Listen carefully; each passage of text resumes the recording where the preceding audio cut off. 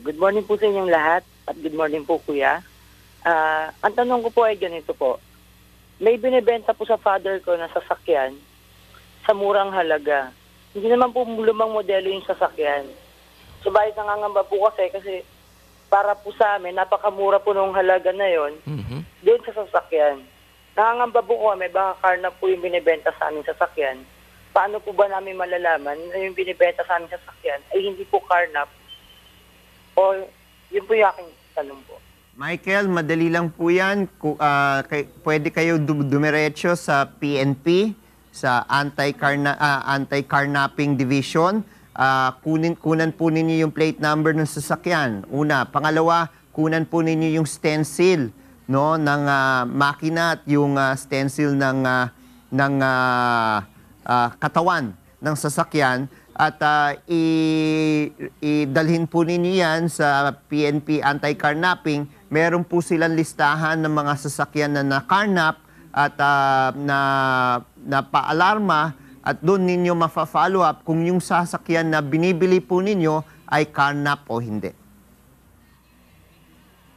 Hindi po, salamat po. Okay, maraming salamat Michael. June, back to you. Okay, next po natin si Juancho Morales ng Guagua, Pampanga pa rin po. Juancho, good morning po. At i-consulta mo na po.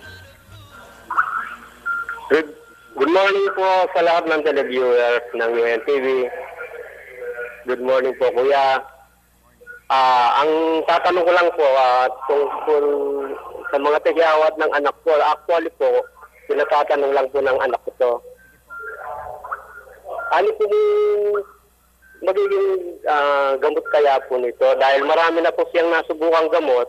Hanggang ngayon po hindi po nawawala yung mga tagyawat niya, lalo kung dumarami. Para pong acne, yung pong malalaki buwa.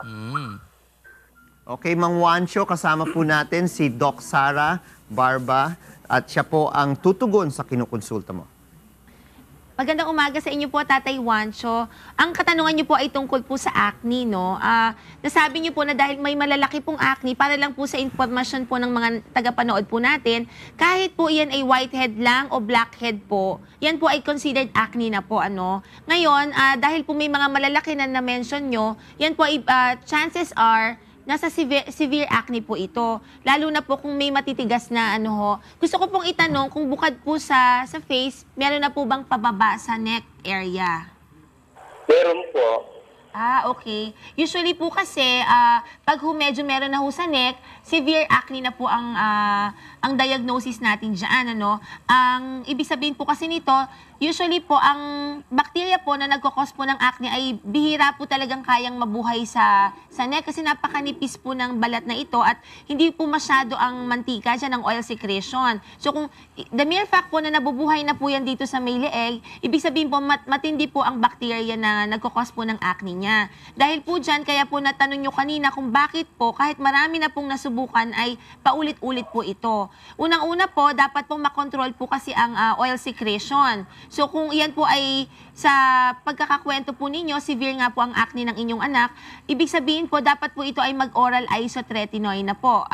Hindi ko lang po sure kung napainom na po ba ang anak ninyo nito. At unang-una gusto ko din po itanong pala kung babae po o lalaki po ang anak nyo at ilang taon. Babae po, 25 years old na po. Okay. Kasi po, pag nagbibigay po ang doktor ng isotretinoin, ang babae po na nasa reproductive age po, ang ibig sabihin nun ay nag-menstruation na po, yan po ay may abilidad pong magbuntis na. Ngayon po ay kailangan pong makita mismo ng doktor. Hindi po pwede po siyang basta mag-take nito. Kasi po, sisiguraduhin po na hindi po ito buntis o hindi po magbubuntis habang ito po ay umiinom. Okay? So, yun po. Kaya talagang kailangan po niya magpunta sa isang derma dahil yan po ay may waiver po na sinasaynan. At bukod doon, chinecheck pa po rin yung status ng liver. Okay? And then second po, kung makokontrol na po yung acne, may mga ipinapahid po na, oil secretion, may mga ipinapapahid po na nakakakos ng drying up. Okay, so yan po yung mga keratolytic, Kaya mapapansin niyo po yung mga nag-acne, mga pinapahid po nilang gamot, yan po ay medyo natutuyo po, nagda-dry up, and then medyo may pamumula po ng kaunti. Yun po ay normal reaction po dun sa gamot, So, yun po. And then, paiinumin din po yan at pagpapahidin po ng antibiotics po. dahil po yun pong anak ninyo ay isang severe case, hindi ko muna po kayo bibigyan ng mga brands ngayon over dito po sa sa TV, no. I really suggest po na pakidala po yung anak ninyo or advisor po to visit na lang po a dermatologist. Kung mapasyal po dito sa Maynila, meron po tayo sa clinic ni Kuya tuwing Tuesday po iyan. Okay? Yun po, para mas ma-manage po ng tama yung severe acne po ng inyong anak. Ang problema po ay nasa ibang bansa, tinatawag lang po ako. Meron po ba tayong clinic sa ibang bansa? Gaya ng Canada? Sandali po, tatay. Okay. Ano po natin? Saan po ba, ano pong country po siya nandoon ngayon? Nasa Canada po siya ngayon. Ay, okay. So, ganito na lang po, kakausapin na lang po siya. Pwede po siyang kausapin off-air if gusto niyo po. Pwede po natin coordinate kay Jun Sir Yao po. Pagkababa po ninyo ng phone po.